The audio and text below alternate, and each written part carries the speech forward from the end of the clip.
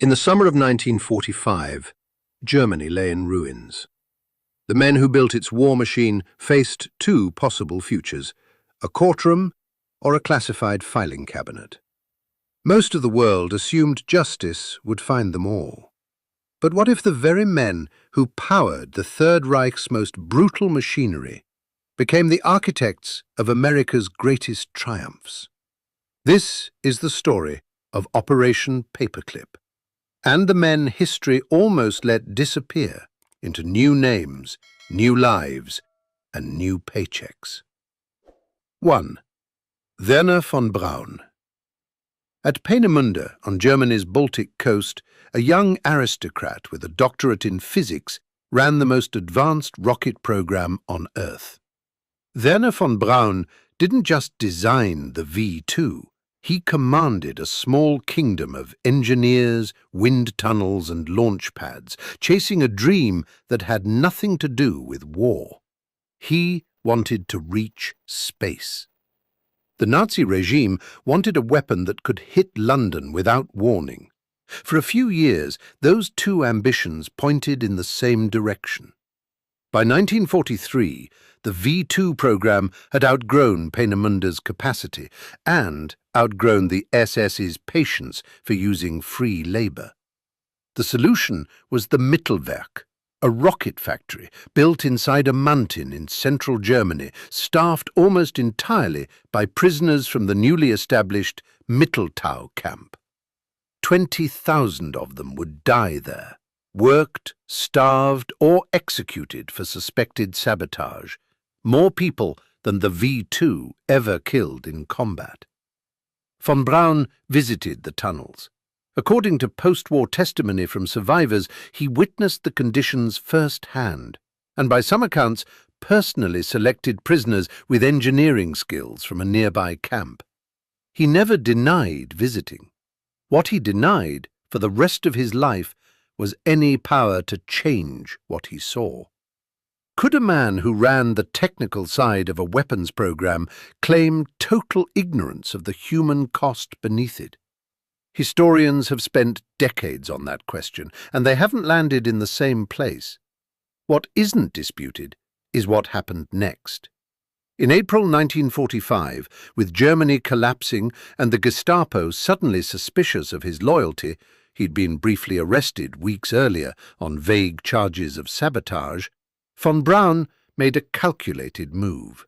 He gathered his senior engineers, loaded truckloads of blueprints and research documents, and drove toward the American lines, instead of waiting for the Soviets to reach them first.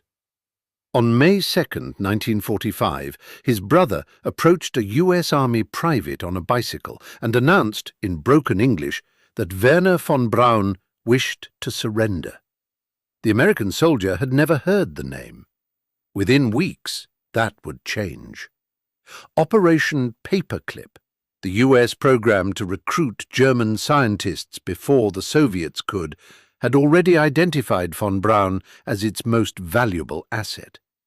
By September, he was on a boat to America, one of over 1,600 German scientists and technicians who would eventually be brought over under the program. His file was quietly edited to remove references to his Nazi Party membership and his SS rank. The paperwork that might have barred his entry simply stopped existing. The next 25 years read like a rehabilitation almost too clean to be real. Von Braun became the public face of America's rocket program, genial, articulate, a frequent guest on Disney television specials about the future of space travel. He built the Redstone rocket that carried America's first satellite into orbit.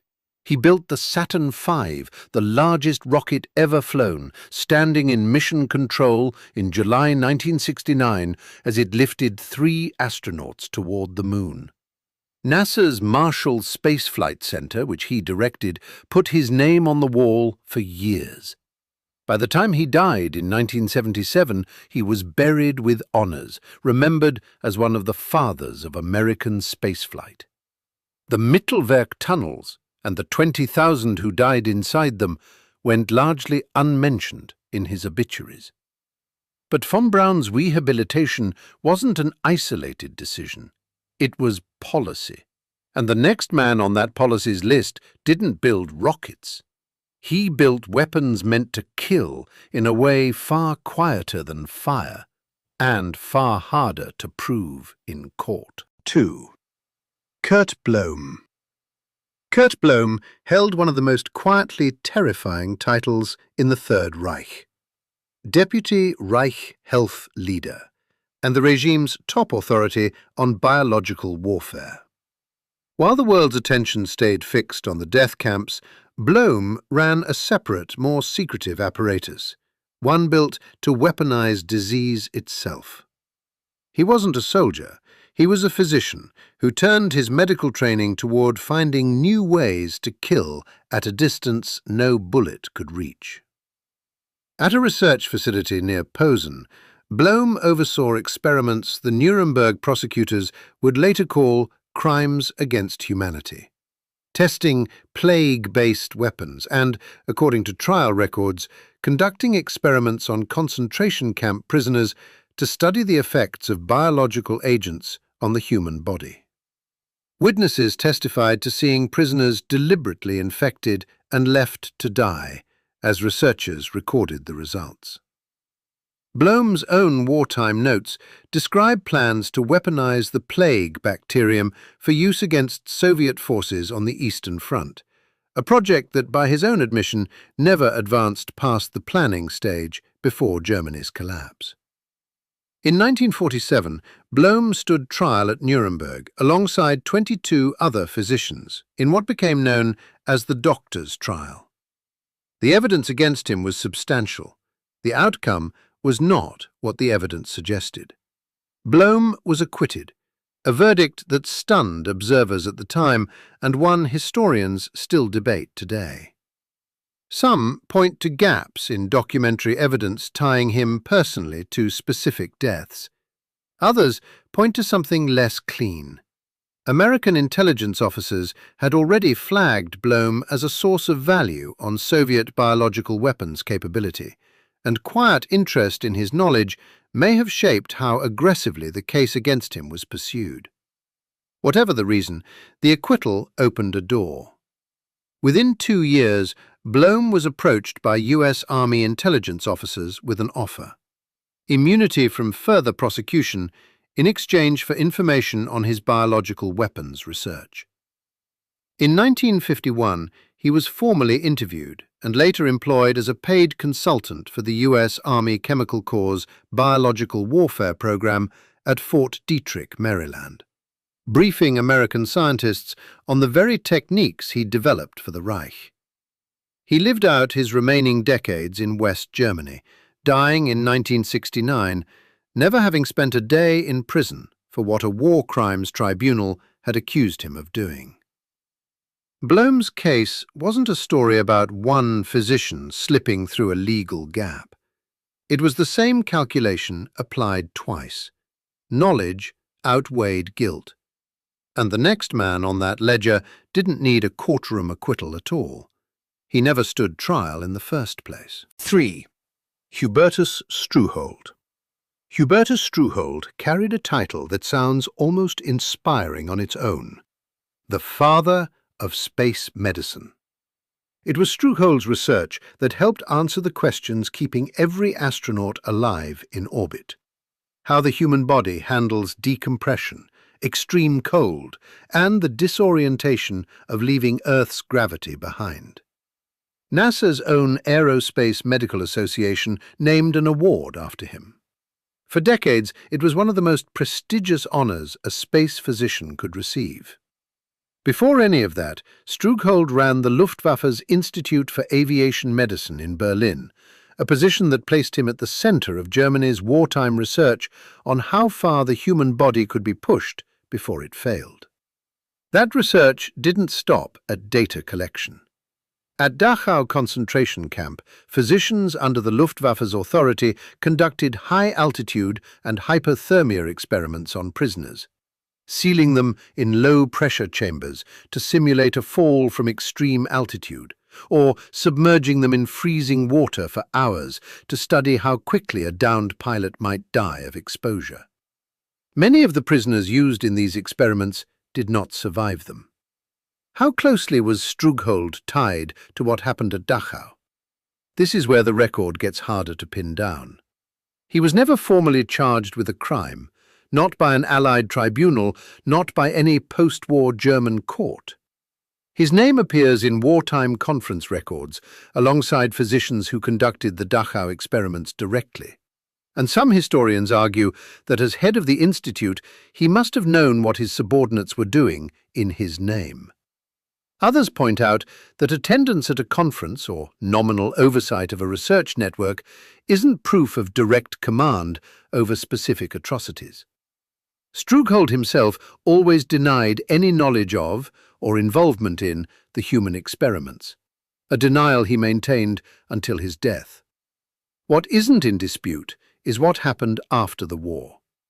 In 1945, Strughold was recruited under Operation Paperclip, along with dozens of other Luftwaffe medical researchers.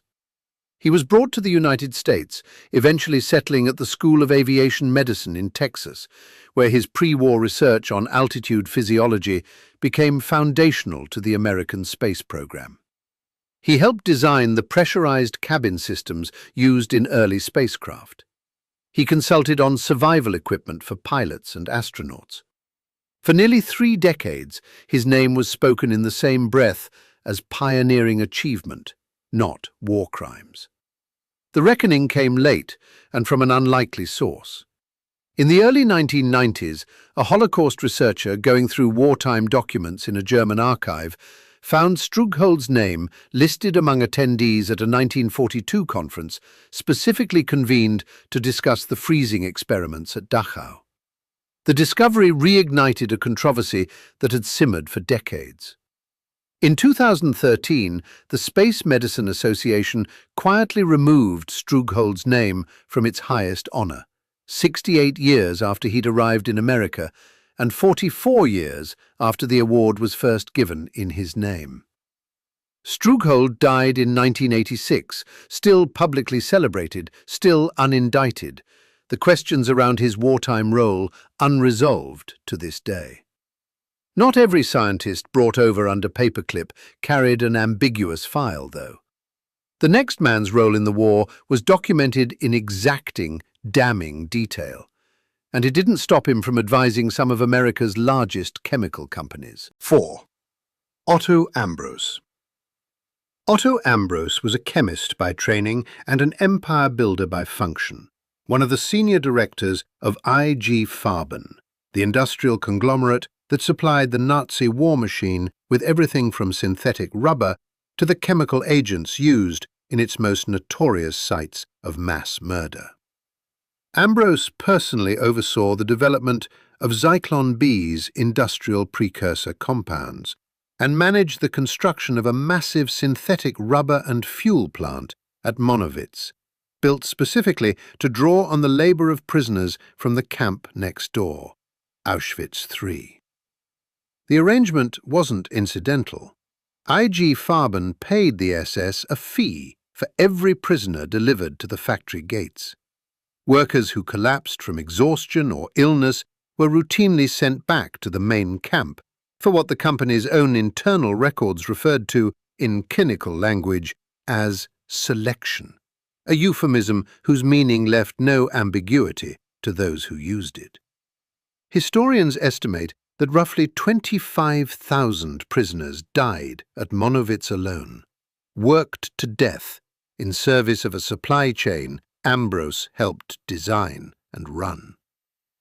At Nuremberg's so-called IG Farben trial in 1948, Ambros was convicted on 2 counts: slavery and mass murder.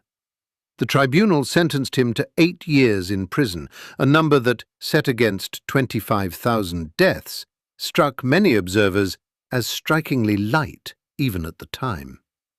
It got lighter still. Ambros served less than 3 years before receiving clemency from the American High Commissioner for Occupied Germany in 1951, part of a broader wave of sentence reductions for convicted war criminals during the early Cold War. He didn't fade into obscurity after his release.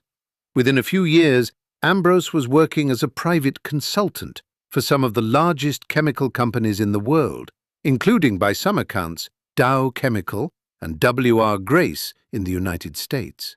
He advised on chemical processes and industrial development. His Nuremberg conviction treated less as a disqualification than a technicality of the past. He lived into his 80s, dying in 1990, having spent barely 3 years behind bars for crimes a tribunal had explicitly labelled slavery and mass murder. Ambrose's story is often the one historians point to when arguing that Paperclip wasn't really about desperate wartime necessity. It was about which kinds of expertise the post-war world decided it still needed, regardless of what that expertise had cost. But even Ambrose's early release wasn't the last chapter in this pattern. The final man in this story didn't need a pardon at all, because for nearly 40 years, almost no one outside a small circle of officials knew what he'd actually done during the war. 5. Arthur Rudolph. Arthur Rudolph ran the factory floor. Where von Braun designed the V-2 and dreamed of orbit, Rudolph made the rockets physically exist, as operations director of the Mittelwerk production line, the same underground factory built inside a mountain and staffed by prisoners from the Dora Mittelbau camp. If von Braun's connection to that suffering was a matter of historical debate, Rudolph's was not. Post-war investigators found his signature on documents requesting additional prisoner labour. Survivors identified him by name, describing a man who walked the production tunnels overseeing output quotas while feet away prisoners were worked, starved, and in some documented cases executed by hanging from the factory's overhead cranes as a warning to the rest. None of this surfaced in 1945. Rudolph was brought to America under Operation Paperclip alongside von Braun's team. His wartime file, like so many others, scrubbed of the details that might have raised objections. He spent the next 3 decades as one of NASA's most valued engineers, eventually serving as project director for the Saturn V program, the rocket that carried Apollo astronauts to the moon. In 1969, President Nixon personally awarded him NASA's Distinguished Service Medal, the agency's highest honor.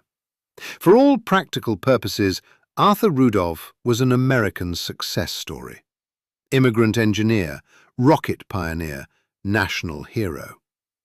The story began to unravel in the late 1970s when the U.S. Department of Justice's Office of Special Investigations, a unit specifically created to hunt former Nazis living in America, began combing through paperclip-era records with a scrutiny the original vetting process had never applied.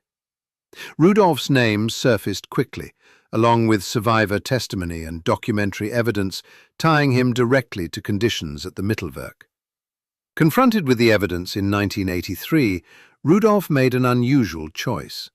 Rather than face a public denaturalization trial, he agreed to voluntarily renounce his U.S. citizenship and leave the country. In 1984, he returned to West Germany, where his American citizenship was formally stripped upon departure. He spent his final years fighting to regain re-entry into the United States, arguing his case had never been proven in an actual courtroom. He never succeeded. He died in Germany in 1996, a NASA hero on paper for nearly 4 decades before the paperwork finally caught up with the man. Rudolph's case forced a question NASA and the US government had managed to avoid for over 30 years.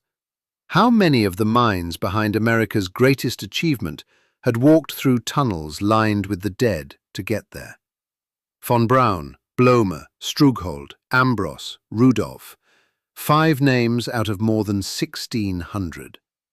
That was the true scale of Operation Paperclip, over 1,600 German scientists, engineers and technicians brought into the United States between 1945 and the early 1960s, many with Nazi Party memberships, SS ranks, or documented ties to forced labor and human experimentation quietly removed from their files before they ever set foot on American soil.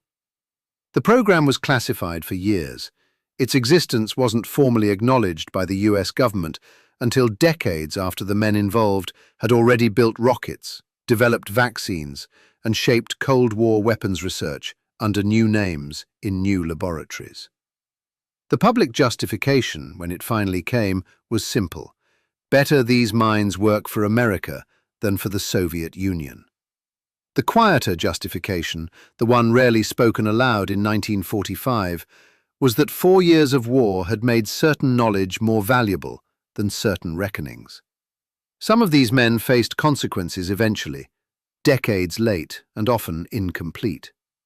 Most did not.